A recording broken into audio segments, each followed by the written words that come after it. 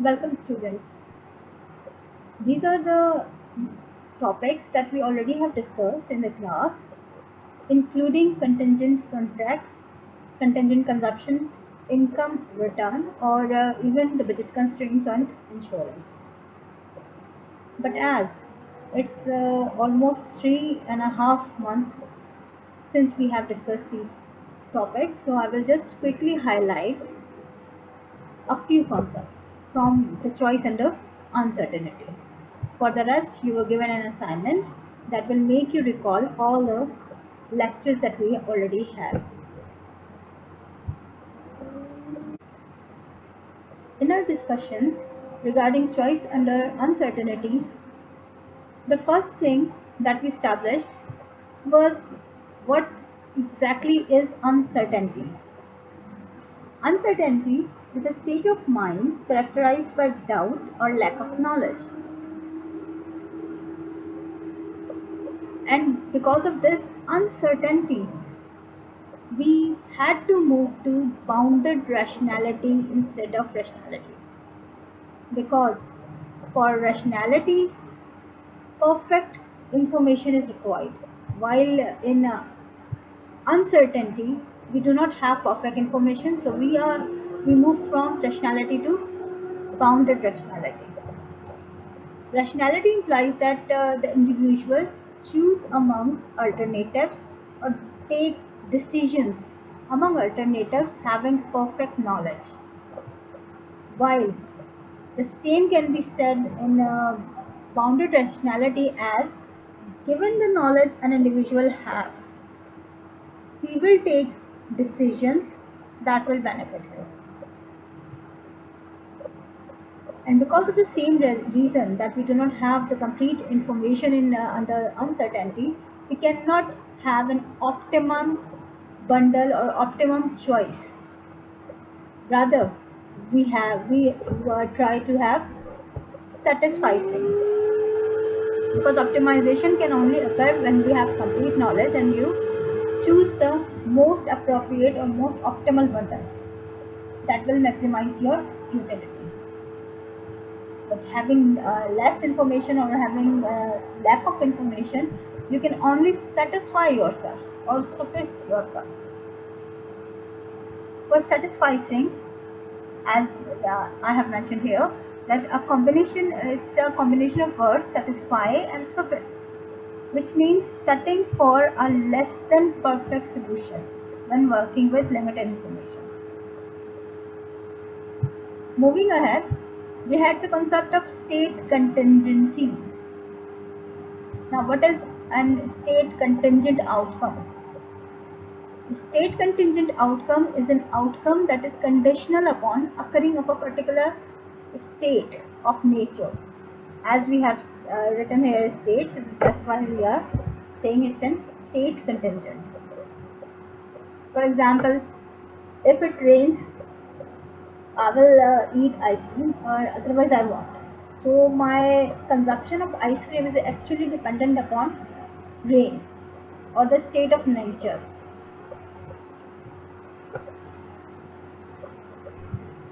Another important point in the uncertainty was that that uncertainty arises because because the consequence of a decision is not a single sure outcome, but a number of possible outcomes.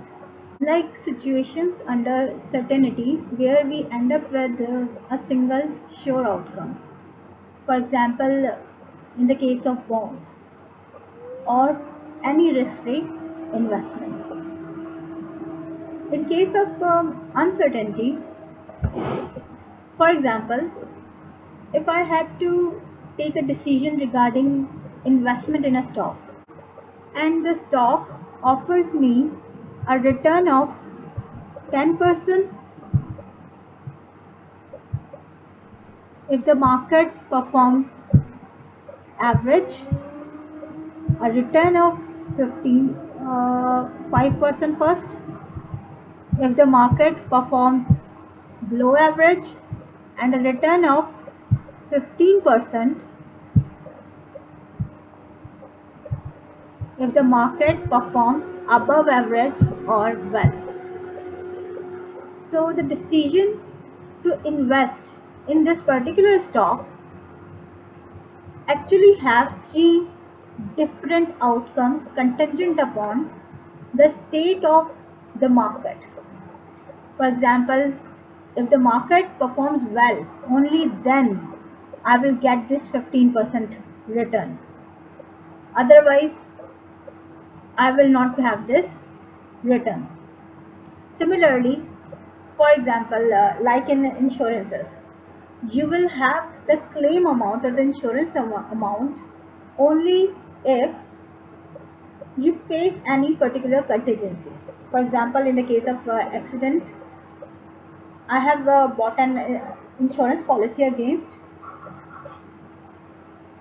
an accident reimbursement or for an accident reimbursement. So in the case of an accident, I will receive that amount. Otherwise, in the case of no accident, I won't have that insurance claim. Moving ahead, while discussing uncertainty, we also have made some assumptions to simplify our analysis. First of which is that the outcomes are mutually exclusive. That is, they cannot coexist. For example, I cannot say that the market performs above average as well as the market performs poor or below average. Or I cannot say that the accident happens and the accident does not happen. It cannot be happening that the both of the two states occurs simultaneously. The happening of the realization of one state actually excludes the possibility of the other states. Secondly, we will be using monetary terms to have a better understanding of the concept. Third, we are restricting our analysis to situations with only two outcomes for simplicity and graphing, obviously. Lastly, temporal separability. Temporal separability implies that the decisions in one state affects the decisions in do not affect the decisions in the other states. Here we have assumed that there is no temporal separability, which means that the decision in one state actually affects the decisions in other states, or the decisions, the outcomes in other states are affected by the decisions in this state. For example, agents plan for the value of variable they will choose at period 2 influenced by their expectations about the variables outside their control in period 2, and this will condition their choices in period 1. Now, what could these variables can be? These could be determined variables or these could be environmental variables. Let's have a look on these variables first. Control variables are the variables that are controlled by the individual. For example, I have to decide if I have an income of 100 rupees or $100. I decide that I will consume 40 rupees in the current period and 60 rupees in the period to come next. Or I will decide that I will consume 50% of my income and save the rest.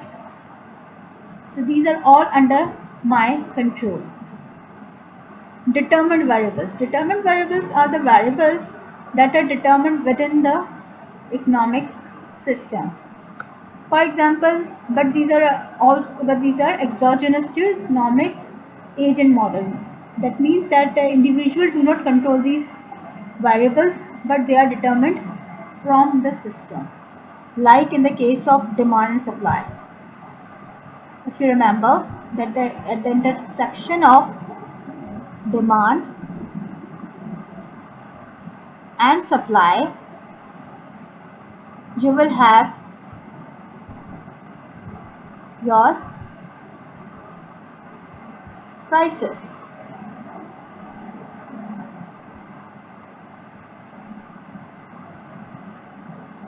So price is a determined variable. Now, environmental variables are those variables whose values are determined by some mechanism outside the economic system and can be regarded as parameters of the model.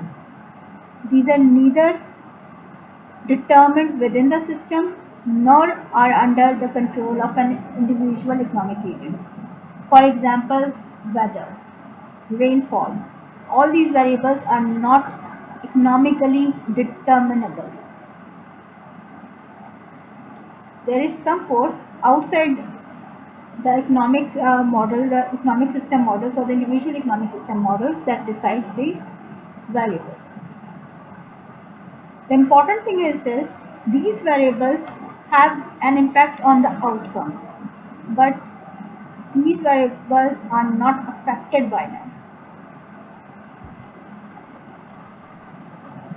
Let's suppose S is a set of all possible outcomes for any decision, and E is a subset of S. Then the probability of event E should be greater or equal to 0. If these outcomes are to exist, then they should have a probability that is greater than 0. Second, the probability of S, that is the probability of all these outcomes, should add up to 1. As these are all mutually exclusive, so it cannot be possible that they could have a probability of greater than 1, which is also indicated by this point at the last. So what we are saying that decisions with multiple state contingent outcomes are regarded as lotteries or gambles.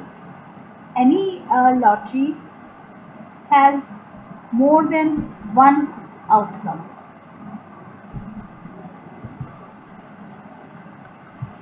Thus, certainty exists in every phase of life, usually. It exists in tomorrow's prices, future wealth, future availability of commodities even. For example, I'm going to buy a shirt today, but I could not. So it might be possible that I could not have the same shirt tomorrow. The availability of the shirt is not in some future time. Present and future actions of others, etc., etc. But existence of uncertainty does not restrict us. It is not that we cannot deal with uncertainty. There are methods for dealing with uncertainty. One of which is buying insurance, and a second one is a portfolio of contingent consumption goods.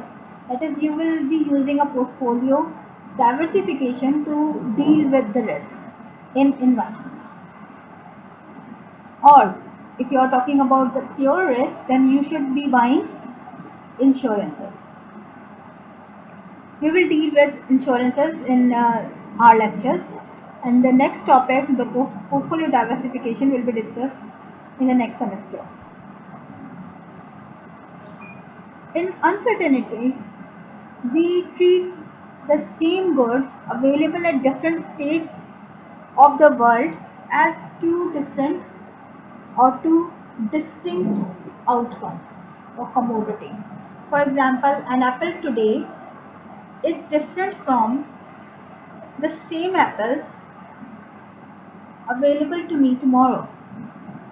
Or it can be seen that the ice cream in a hot day is a different good than the ice cream in a cold day.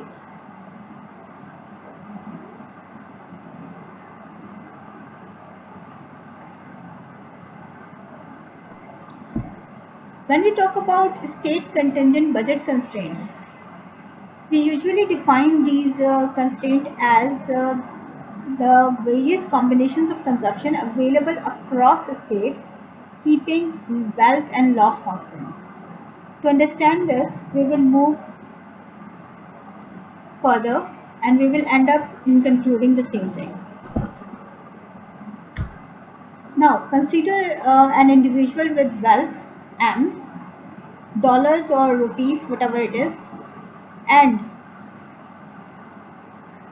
if he faces an accident, he will be having a loss of L dollars.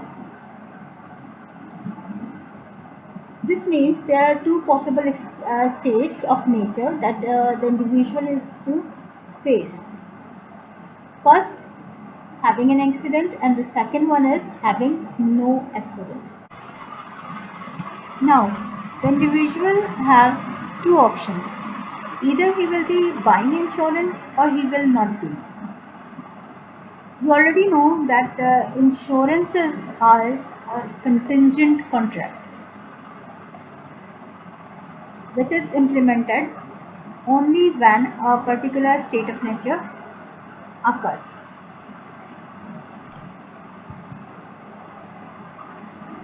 Let's suppose that gamma is the unit cost of insurance,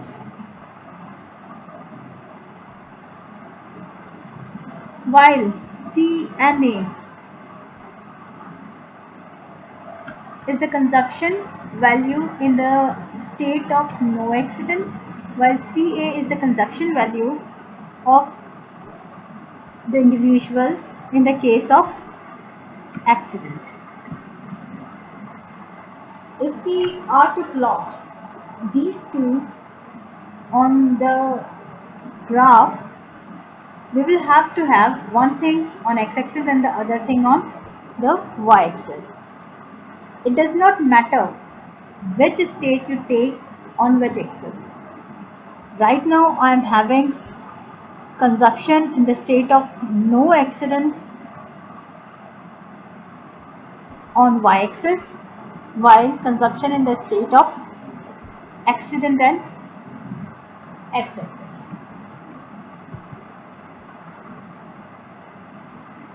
If the individual decided to buy no insurance, or he sees that he is well off without insurance, then his consumption in the state of accident would be equal to his wealth amount minus the loss he could face or he would face in the case of accident, and his consumption in the case of no accident would be equal to his wealth amount.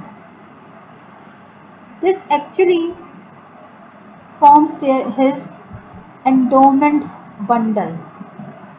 That is, if he faces an accident, he will be consuming here,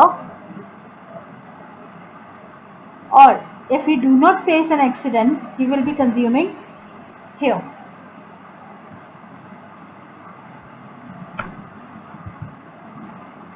Next, now we consider that the individual do buy insurance, and if he want to buy K dollars of insurance, he would be paying gamma K dollars as premium.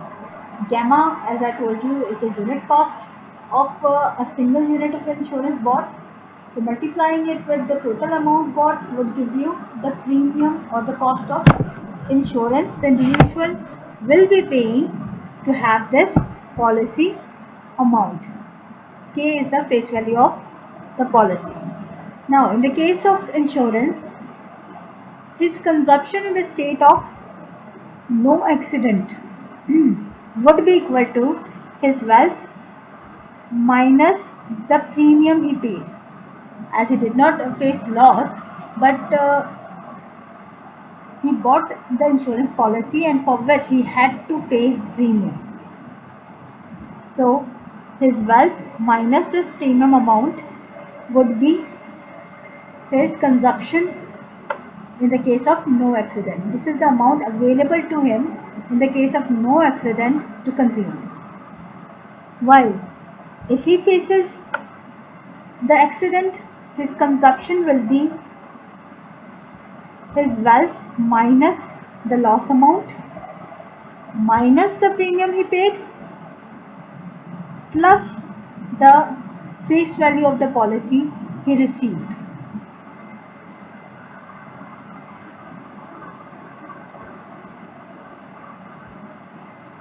Simplifying it as this equation, this thing over here is actually the net benefit from received from the insurance company. What actually is this? This is the face value of the insurance policy minus the insurance minus the premium paid for this policy. So the net benefit from the insurance policy could be 1 minus gamma K. Now, if I solve this equation 2, this one for K, and plug the value of K in equation 1 here, I will end up in having this equation. This is the equation of the straight line, as can be compared, that y is equal to a plus bx. So this is the intercept of the equation and this is the slope of the equation. The negative sign indicates that this is the relationship between consumption in the state of no accident and consumption in the state of accident would be negative.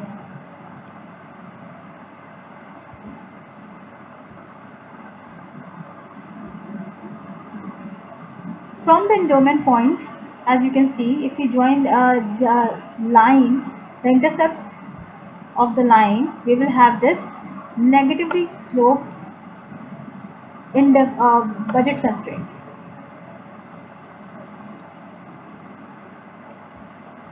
Before moving further, one must understand that the endowment point is a point of no insurance.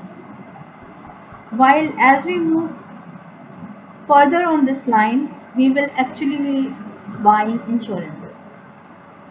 To understand this, consider this numerical example. Here,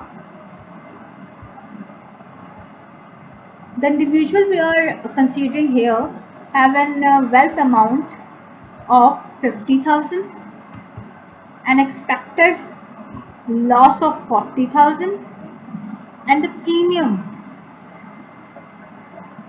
he will be paying on buying the insurance policy would be 10% of the face value.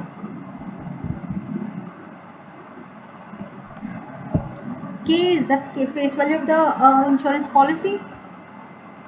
Now consider that when he decided not to buy any insurance,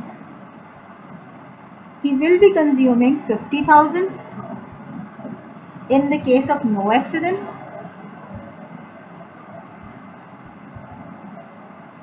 and 10,000 in the case of facing an accident, which exactly is your endowment point.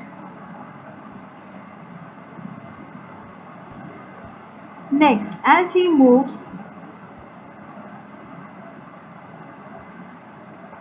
and buy $10,000 policy of insurance, although his loss was 40,000, but he want to insure for 10,000 only.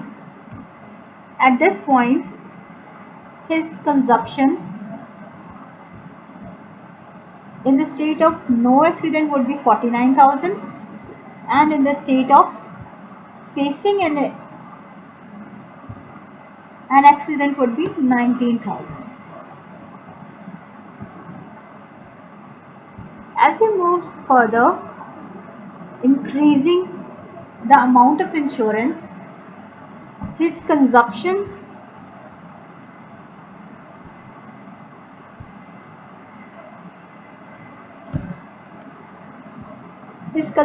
in the case of no accident is decreasing,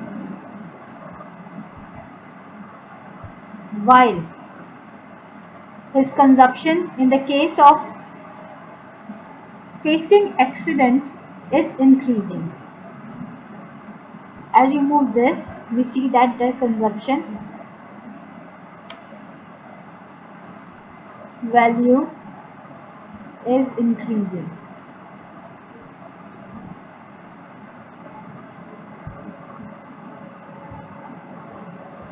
If we buy a policy equal to the loss amount he is expecting to face, he will be having $46,000 in the state of no accident, and the same 46,000 in the state of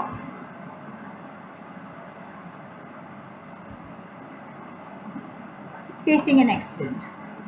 That is, for certain, if he buy a policy equal to the loss amount, he will be having the same consumption level irrespective of any of the state he gonna face.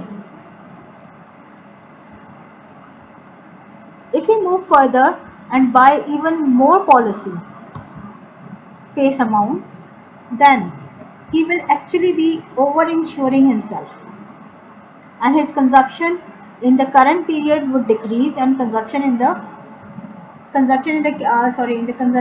case of no accident would decrease, and consumption in the case of accident would increase. But what is the limit of this insurance policy? How much insurance at most he could buy? Obviously, he could buy insurance policy to the extent that his whole wealth would be paid as premium. As it is 10%, so he can have a 5 lakh face value insurance policy that he can buy. In this case, he would be paying all his amount as premium, wealth amount as premium, and consuming at 0 in the state of no accident phase. While if he faces the accident, he will be consuming $4,60,000. All these points can be shown on the graph.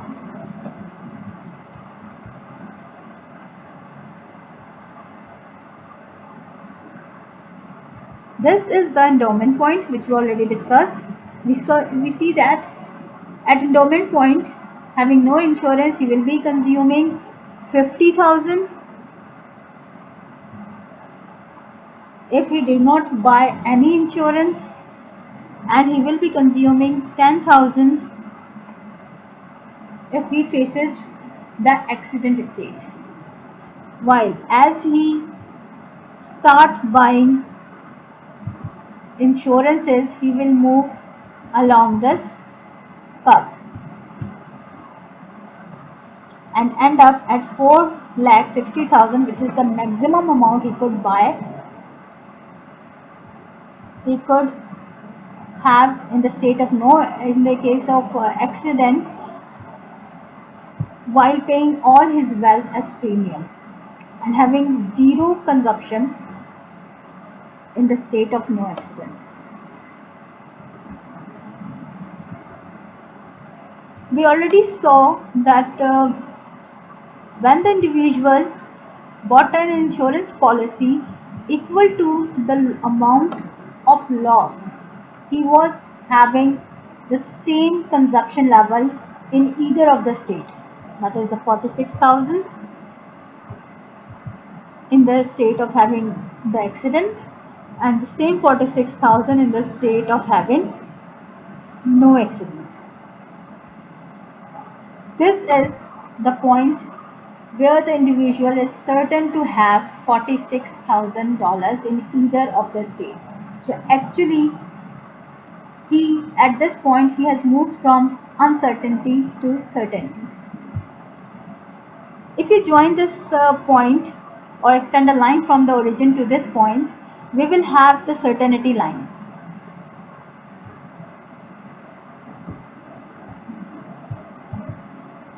Along this certainty line, we have all the points that will give the same exact result. That is, at every point on this certainty line, the individual is certain to have the same amount of consumption in either of the state.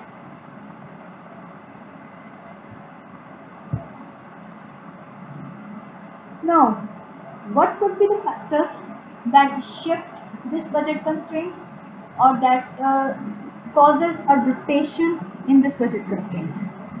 Let's consider them one by one. First, we will take the case of change in wealth, the increase case. Here, the wealth of the individual now is 55,000.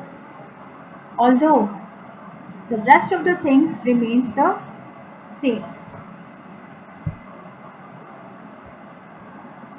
This is the old schedule when his wealth was 50,000 and this is the new when his wealth is 55,000.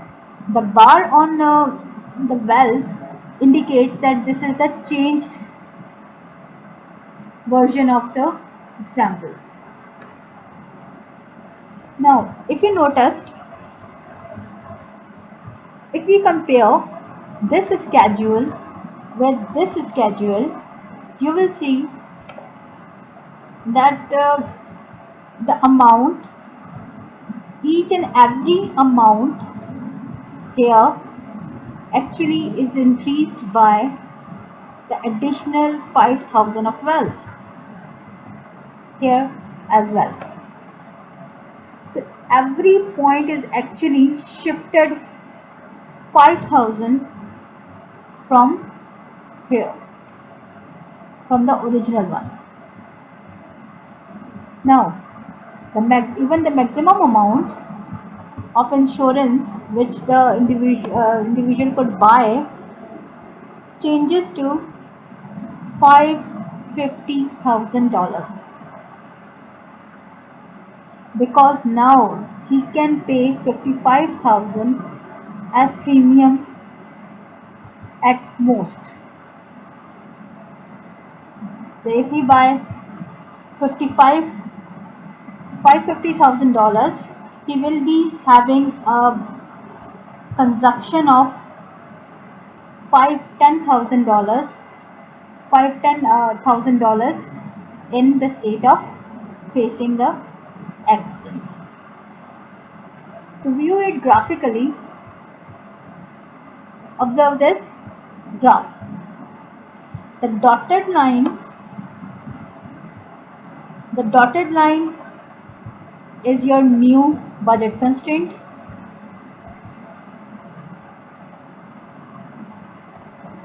Is your new budget line, while the solid line is your old one. If you see that the endowment point moves from here to here. The endowment point is actually moved both sides. For example, it increased the consumption in the state of having no accident from 50,000 to 55,000, and The consumption available in the case of accident having no insurance also increased from 10,000 to 15,000. Similarly, as far as the certainty line, movement along the certainty line, you see that it moved from 46,000 to 51,000. But this is along the same certainty line.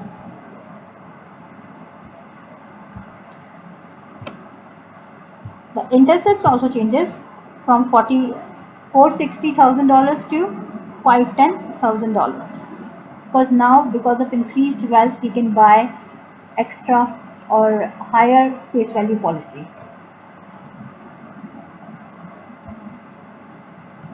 This is the case where we have decreased the wealth. The same impacts as in the case of increase in wealth are observed here, but in the opposite direction. For example, here the consumption, as we move from down, the consumption as compared to this schedule actually decreases.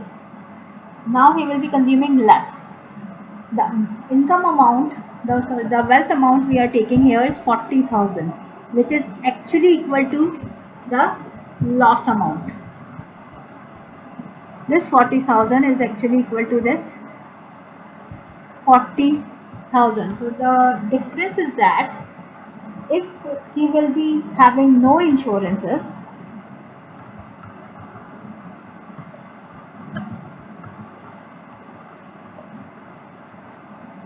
he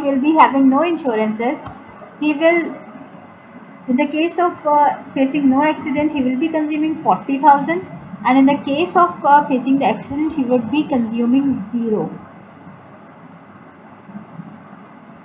So your endowment point is actually, or the budget line, this endowment point of yours is now relying or is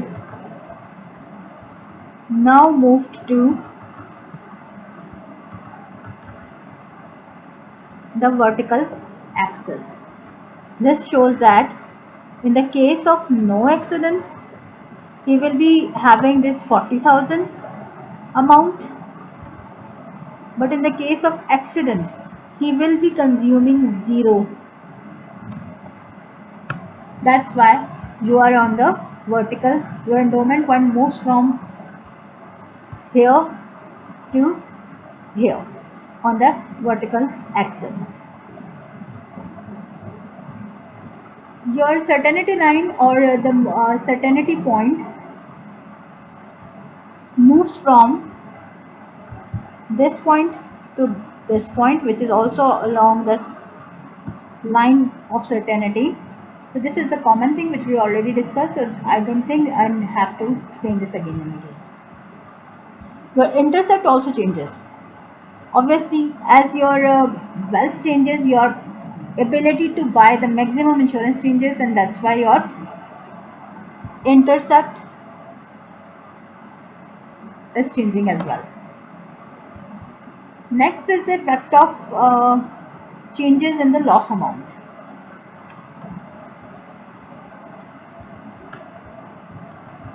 Here we did not change this income anymore. Now we have changed the loss amount from $40,000 to $30,000. Again, this is the old schedule and this is the new schedule. The observable point is that in the equation of the case when there is no accident, there is no L over here. That means your consumption in the state of no accident will not be affected by the changes in loss amounts, but consumption in the case of accident will definitely be changing. This is the reason that this schedule is exactly the same as this schedule, while the rest changes. This one is changing.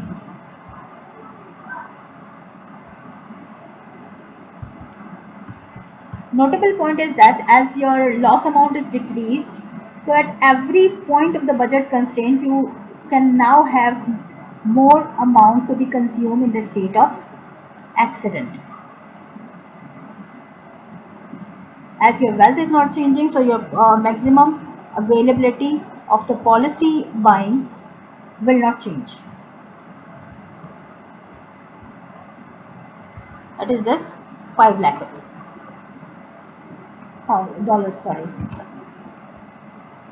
Graphically, if you observe this change, then because of the change in loss amount, your endowment point did not move in a direction like this. It actually moved from like horizontally, the horizontal axis. It moves from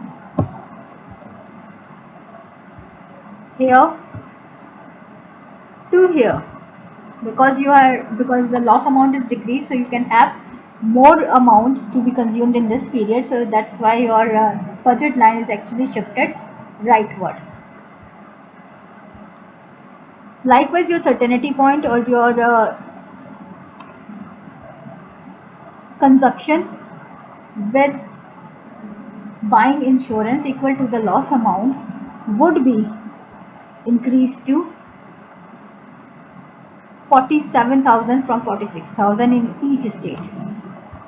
Now, when it was 40,000 and the loss amount was 40,000, you will be having a certain consumption buying an insurance equal to the loss amount. You will be having 46,000 in each period. Now, when your insurance amount or loss amount is decreased to 30,000,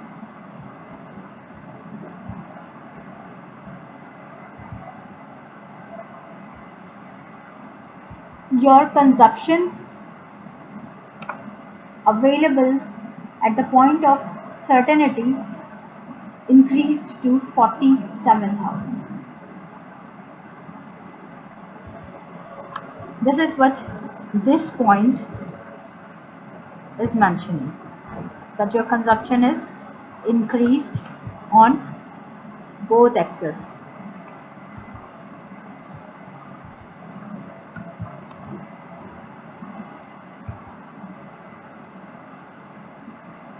We will have the same effect if the loss amount increases, obviously in the opposite direction. Now what I have assumed that the loss amount increases to 50,000,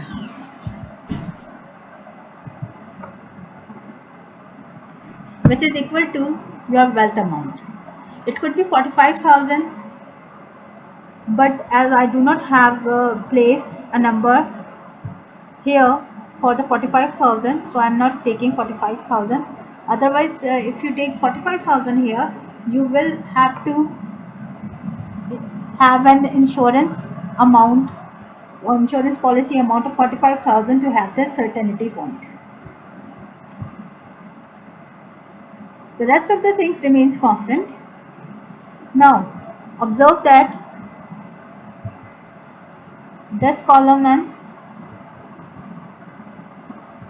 this column, because in consumption in the case of no accident, you will not be affected by the changes in losses, so we will only have to consider these two columns. If your loss amount is increased to 50,000, then this 10,000 which you have actually gone to zero, because all your wealth as you will, in this case, you will lose all your wealth if you gonna face a accident. So again, what it means that the shifted budget line would be at the y-axis. You have this line, the strong dotted line is your shifted line and the solid line is your original or the old line. Your endowment point is actually moved backward from here to here on the y-axis because your loss amount equals your wealth amount, so you will be end up consuming 0 in the case of accident and 50,000 your wealth amount in the case of no accident. The certainty point moves or decreases from 46 to 45 in both states.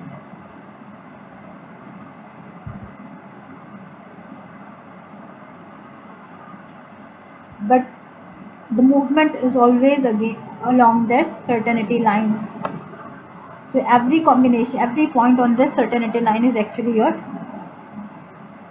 certain consumption point despite of facing either of the state. Lastly, the changes in the cost of insurance. Here, keeping all the rest equal, I have only changed this value, which will now be actually 0.05.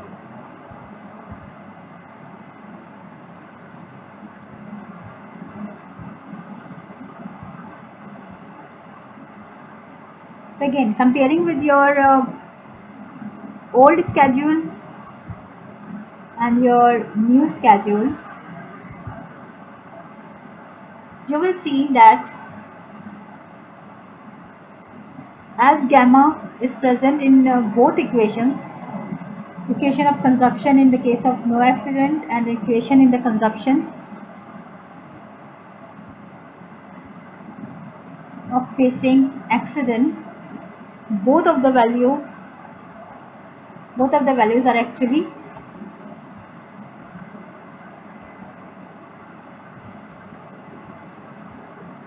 changing.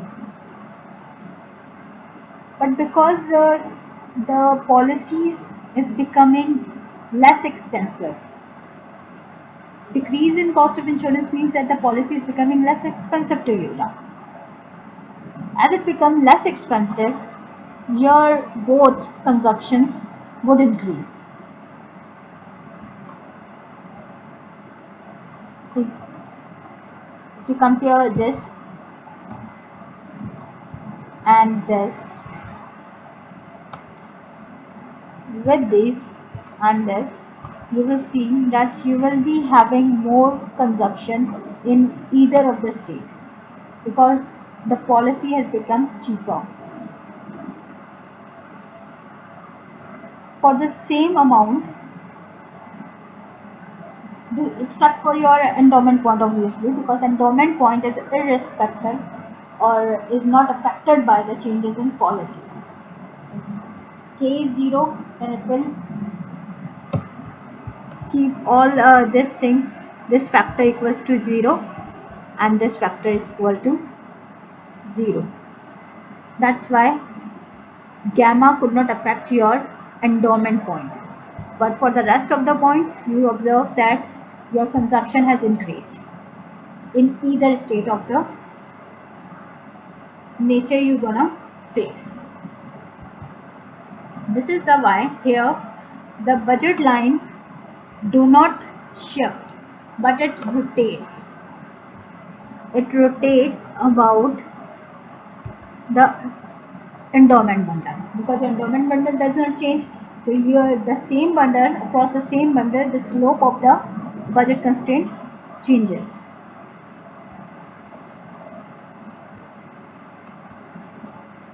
As the policy becomes cheaper, so you will be having more consumption in all the period, including your certainty consumption points. Your intercept will now be lead to and up to 960,000 dollars, $9,60,000.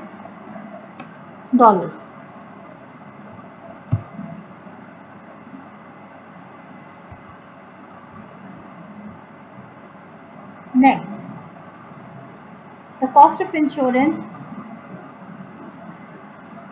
increase case. Okay, I have written decrease case here, but this is the increase case. As you can say that the policy, the gamma, the value of the gamma increased from 10 to 20%. Here again, obviously your endowment point will not gonna change, so this remains the same. While observe the rest, that for every point, this compared to this, every consumption point available after increasing the policy premium, or the policy now become expensive. So that's why both of your consumption available in the state of facing the accident, or in the case of facing no accident, has actually decreased, because you are paying more now for the policy. That's why all the consumption periods will decrease.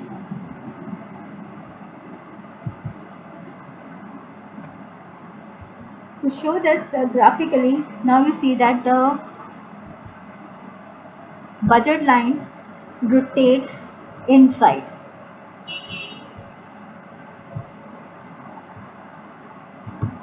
It moves inside. But obviously, as your endowment bundle hasn't changed, so you will be rotating along this endowment bundle, moving along the certainty line in this direction, because both consumption in the state of having the accident and consumption in the state of having no accident decreases.